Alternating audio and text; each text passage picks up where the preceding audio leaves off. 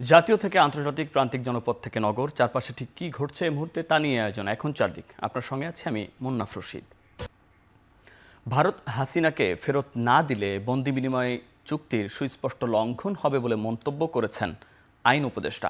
বিকেলে সচিবালয়ে ব্রিফিংয়ে এ মন্তব্য করেন তিনি। এ সময় আইন উপদেষ্টা জানান, এখন পর্যন্ত ২৫০০ রাজনৈতিক ও গায়েবী মামলা চিহ্নিত করা হয়েছে, যা ৭ দিনের মধ্যে প্রত্যাহার করা হবে। এছাড়া বাকি মামলা চিহ্নিত করে ফেব্রুয়ারির মধ্যে প্রত্যাহার করা হবে। এছাড়া সাইবার আইনের স্পিচ অফেন সংক্রান্ত ১১৩টি মামলা পাবলিক প্রসিকিউটরদের মাধ্যমে প্রত্যাহার করা হয়েছে। ৫ আগস্টের পর সকল পাবলিক প্রসিকিউটর পালিয়ে যাওয়ায় সিদ্ধান্ত নিতে দেরি হয়েছে। এই ৩৩২টি স্পিচ অফেন্সের মধ্যে পাবলিক প্রসিকিউটরের মাধ্যমে ইতিমধ্যে ১১৩টি মামলা প্রত্যাহার করা হয়েছে। আমরা আশা করছি আগামী ২ সপ্তাহের মধ্যে স্পিচ অফেন্স সংক্রান্ত যতগুলা মামলা আছে সব প্রত্যাহার করা হবে। আমরা ইতিমধ্যে ২৫টি মামলায় ২৫০০-এরও বেশি মামলাকে রাজনৈতিক হয়রানিমূলক মামলা হিসাবে বা গায়েবী মামলা হিসাবে চিহ্নিত করতে পেরেছি। আগামী ৭ দিনের মধ্যে মামলাগুলো প্রত্যাহার করার উদ্যোগ নেওয়া হবে। বাজার নিয়ন্ত্রণে তেমন প্রভাব না থাকায় ওএমএস এর মাধ্যমে ৬৫০ টাকায় ১০টি কৃষি পণ্যের প্যাকেজ স্থগিত করা হয়েছে বলে জানিয়েছেন অর্থ উপদেষ্টা ডক্টর সালেউদ্দিন আহমেদ। ডিসেম্বরে মেয়াদ শেষ হওয়ার পর আর বাড়ানো হচ্ছে না বলে জানিয়েছেন অর্থ উপদেষ্টা। সকালে সচিবালয়ে সরকারি ক্রয় সংক্রান্ত উপদেষ্টা পরিষদের বৈঠক শেষে তিনি সাংবাদিকদের একথা বলেন।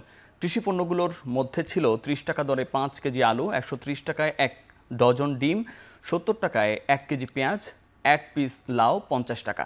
এছাড়া ১ কেজি মিষ্টি কুমড়া, ১ কেজি করলা, পটল ১ কেজি, ১ কেজি কচুরমুখী, ৩ কেজি পেঁপে, ১০০ গ্রাম কাঁচামরিচ পাওয়া যাবে ২৫০ টাকায়।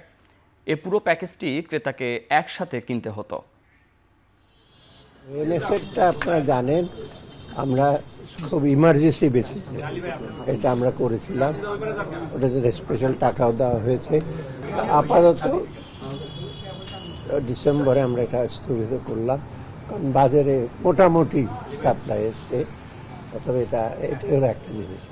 আর ভবিষ্যতে যদি কোনো আবার ইমার্জেন্সি রেজ করে তখন বাহানা করে জাস্ট ওইটা এখন ওই প্রেক্ষিতে ওইটা দিয়ে দ্রব্যমূল্যের যে ইস্যুটা আছে সেটাকে আপনার ইস্যু করা যাবে না, কারণ এত সাবসিডাইজ রেটে দেওয়া হয়। আপনি দেখবেন অপেক্ষাকৃত ভালো লোক লাইনে দাঁড়ায়। ভ্যাটে যেগুলি বাড়িয়েছি কি একেবারে দ্রব্যমূল্যের উপরে ইস্যু হবে। ওষুধের কম, আপনার এবং আইএসপি 0 করে দিয়েছি, মোবাইল টেলিফোন কমে দিই, বেশিরভাগ যেগুলো ইস্যু করে। আর ফলের রস, তারপরে কি না দুধের দাম তো কমেছে, এখন বেড়ে গেলে তো সেটা তো আমার ব্যর্থ বাড়ানো হয়। চীন সফরের দ্বিতীয় দিনে দেশটির পররাষ্ট্রমন্ত্রী ওয়াং ইর সঙ্গে বৈঠক করেছেন বাংলাদেশের পররাষ্ট্র উপদেষ্টা মোহাম্মদ তৌহিদ হোসেন। স্থানীয় সময় সকাল ৯টায় বেজিংয়ে পররাষ্ট্রমন্ত্রী পর্যায়ের এ বৈঠক অনুষ্ঠিত হয়। পররাষ্ট্র মন্ত্রণালয় জানিয়েছে, বৈঠকে দ্বিপক্ষীয় সম্পর্ক বাড়ানো নিয়ে আলোচনা হয়। অর্থনীতি, বাণিজ্য সহ নানা ইস্যুতে নিজ নিজ অবস্থান তুলে ধরেন তারা। আলোচনায় গুরুত্ব পায় ঋণ সহায়তার ক্ষেত্রে ছাড় সহ স্বাস্থ্য ও পানি সম্পদ ব্যবস্থাপনায় সহযোগিতা। চীনের পররাষ্ট্রমন্ত্রী ওয়াং এর আমন্ত্রণে সোমবার চীনের উদ্দেশ্যে ঢাকা ছাড়েন পররাষ্ট্র উপদেষ্টা। পররাষ্ট্র উপদেষ্টার চীন সফরে বাংলাদেশ ও চীনের কূটনৈতিক সম্পর্কের ৫০ বছর পূর্তিতে বিভিন্ন কর্মসূচি নিয়ে আলোচনা হওয়ার কথা রয়েছে। বেইজিং সফর শেষে তিনি সাংহাই যাবেন। ৩ দিনের সফর শেষে আগামী ২৪ জানুয়ারি পররাষ্ট্র উপদেষ্টার দেশে ফেরার কথা রয়েছে। বিশ্ব অর্থনৈতিক ফোরামের বার্ষিক বৈঠকে যোগ দিতে সুইজারল্যান্ডে পৌঁছেছেন প্রধান উপদেষ্টা ডক্টর মোহাম্মদ ইউনূস। সেখানে বাংলাদেশ নিয়ে একটি পৃথক সংলাপ হবে, যেখানে বৈশ্বিক ব্যবসায়ী নেতা এবং বিভিন্ন আন্তর্জাতিক সংস্থার প্রধান নির্বাহীরা যোগ দেবেন। প্রধান উপদেষ্টা ও তার সফর সঙ্গীদের বহনকারী এমিরেটাস এয়ারলাইন্সের ফ্লাইট রাত ১টায় শাহজালাল আন্তর্জাতিক বিমানবন্দর ত্যাগ করে। সফরে প্রধান উপদেষ্টা জার্মান চ্যান্সেলর ওলাফ স্কোলজ, ফিনল্যান্ডের প্রেসিডেন্ট আলেকজান্ডার স্টাভ এবং থাই প্রধানমন্ত্রী পাইংটন সিনাওত্রার সঙ্গে দ্বিপাক্ষিক আলোচনা করবেন।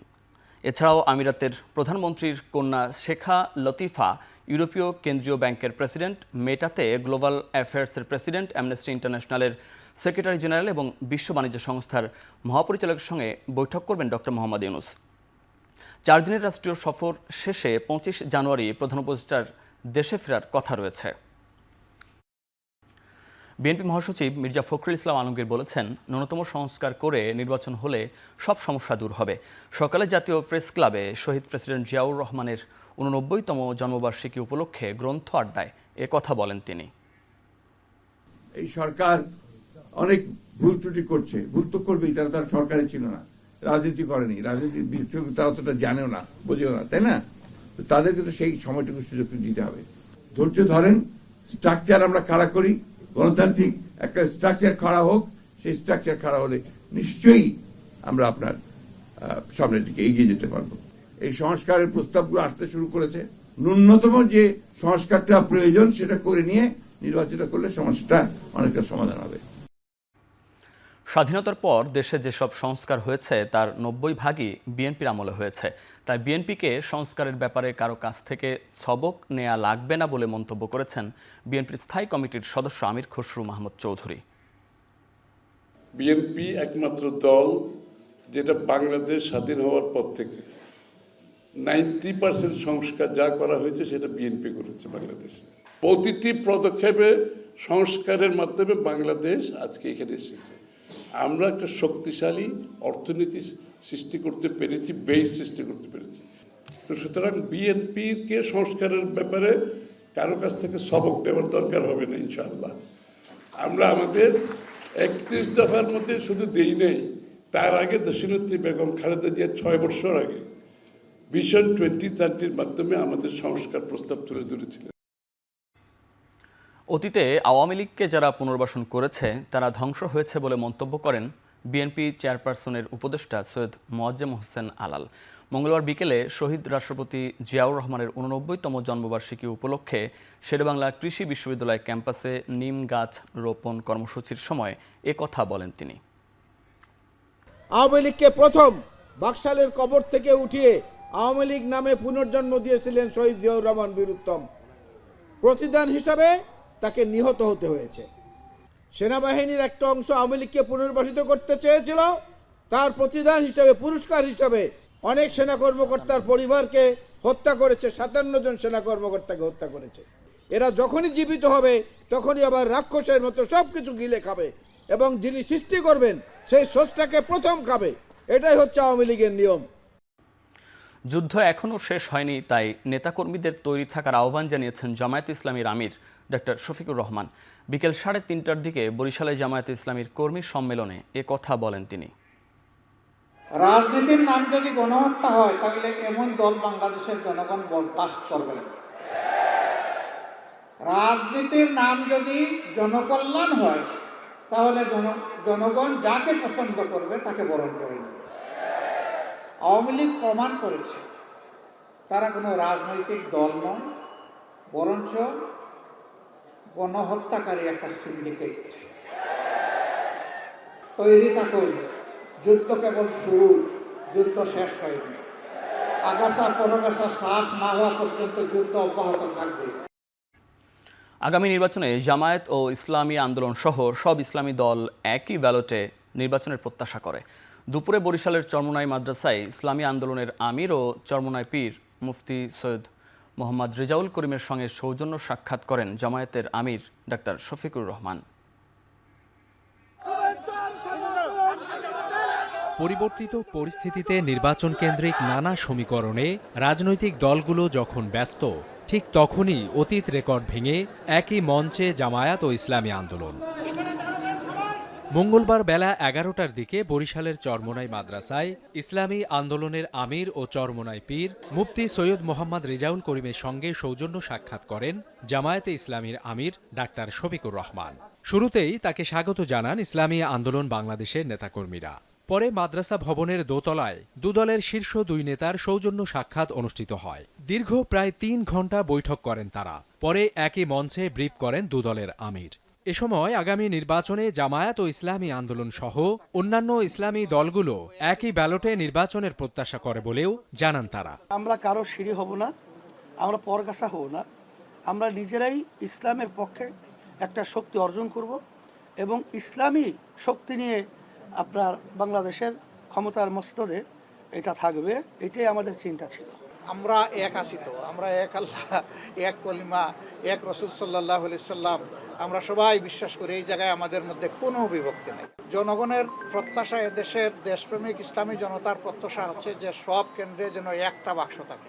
প্রশ্নোত্তর পর্বে উঠে আসে আগামী নির্বাচন ও ভারতীয় আগ্রাসনের বিষয়ে তাদের মতামত। আমাদের দেশে যে নতুন স্বাধীনতা আমরা পেয়েছি, এর মাধ্যমে আশা করি এখন ইসলামের পক্ষের একটা ভালো ক্ষেত্র তৈরি হয়েছে। সেই ক্ষেত্রে যদি আমরা সময় উপযোগী ইচ্ছালি করতে না পারি, তাহলে এটা তো আমাদের জন্য অকল্যাণ এবং দুঃখ। পরস্পরের জন্য পরস্পরের দুয়ার খোলা থাকে। আমরা ভারতের কাছে সেইটা প্রত্যাশা করি এবং কাঁটাতারের বেড়া এখন দেয়নি, বহু আগ থেকে শুরু করেছে, দেওয়া অব্যাহত আছে। এটি আমাদের নতজানু পররাষ্ট্রনীতির ফসল। আমরা রাজধানীর তেজগাঁও এলাকায় রেল লাইনের দুপাশের 5 একর জমি উদ্ধার করল রেলওয়ে। অভিযানে 2 শতাধিক অবৈধ কাঁচা ঘর, দোকানপাট গুড়িয়ে দিয়েছে রেল পুলিশ। গত আগস্টে একটা সার্কুলার হয়েছিল গভর্নমেন্ট থেকে, মানে রেল মন্ত্রণালয় থেকে একটা সার্কুলার করা হয়েছিল। গণবিজ্ঞপ্তির প্রেক্ষাপটে বলা হয়েছিল সরিয়ে নেন অথবা আমরা আইনানুগ ব্যবস্থা গ্রহণ করব। আজকে আনুমানিক 5 একর জমি উদ্ধার হয়েছে। ছোট ছোট ঘর ছিল, ধরেন 200-র মতো ঘর ভেঙেছি, 200-র মতো দোকানপাট ভেঙেছি আমরা। গোপালগঞ্জের শাহাপুরে সাবেক পুলিশ প্রধান বেনজির আহমেদের সাভানা রিসোর্টে অভিযান চালিয়েছে এনবিআরের বিশেষ গোয়েন্দা বিভাগ সিআইসি। রিসোর্ট কেন্দ্রিক বেনজিরের আয়, ব্যয় ও বিনিয়োগের হিসাব বের করতে সকল নথিপত্র পর্যালোচনা করছে এনবিআর। দুপুরে আগারগাঁও থেকে সিআইসিসির বিশেষ টিমের সদস্যরা গোপালগঞ্জ সাভানা রিসোর্টে যান। রিসোর্টটি আলোচনায় আসার পর গত বছরের জুনে দুদকের আবেদনে ক্রোকের নির্দেশ দেন ঢাকার আদালত। তখন থেকেই গোপালগঞ্জ জেলা প্রশাসকের তত্ত্বাবধানে রয়েছে সাভানা রিসোর্ট। এরই মধ্যে সংখ্যালঘু সহ অনেকের কাছ থেকেই বেনজির জমি জবরদখল করেন বলে অভিযোগ উঠে আসে। রিসোর্টটি নির্মাণ, বিনিয়োগ ও আয় ব্যয় নিয়ে একসঙ্গে তদন্ত কাজ করছে দুদক ও এনবিআর।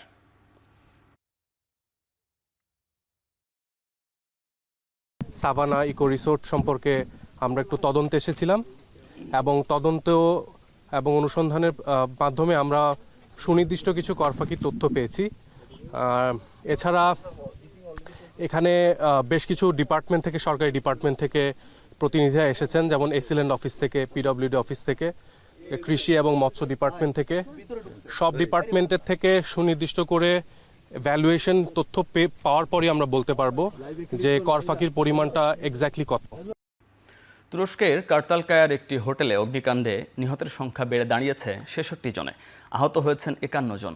স্থানীয় সময় মঙ্গলবার দেশটির উত্তর পশ্চিম শহরের স্কি রিসোর্ট হোটেলে হতাহতের এ ঘটনা ঘটে। হোটেল কর্তৃপক্ষ জানায়, ভোরে হোটেলের 11তলা ভবনে আগুন লাগে, পরে তা ছড়িয়ে পড়ে ভবনের বিভিন্ন ফ্লোরে। এ সময় হোটেলটিতে 234 জন অতিথি ছিলেন। পরে তাদের নিরাপদে সরিয়ে নেওয়া হয়। ফায়ার সার্ভিস জানায়, হোটেলটিতে কাঠের অবকাঠামো থাকায় আগুন নিয়ন্ত্রণে আনতে বেগ পেতে হয়েছে তাদের। খতিয়ে দেখা হচ্ছে অগ্নিকাণ্ডের কারণ।